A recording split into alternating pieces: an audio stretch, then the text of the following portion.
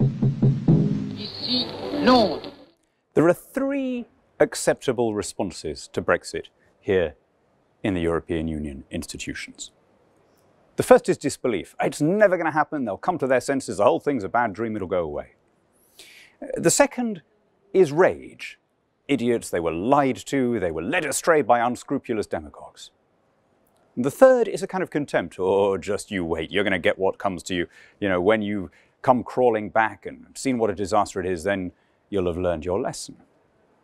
The one thing that is absolutely forbidden as a response, the thing that you never hear from any EU official, is any degree of self-doubt. I don't think I've heard a single person say, oh, I wonder why they voted leave. I wonder whether there's anything we might have done differently that would have made it less likely. I wonder whether anybody else might vote leave in other member countries if they were given the chance.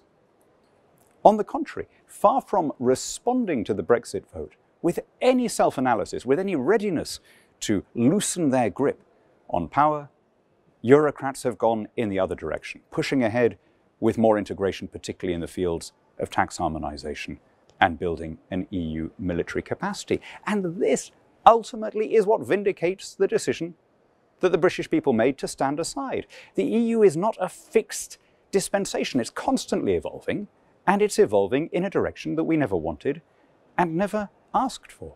The challenge for us is to find a way to stand aside amicably so that our friends and allies can pursue their dream of a much more closely integrated Europe, ultimately of what Jean-Claude Juncker calls a country called Europe, while we look on as a friend and ally.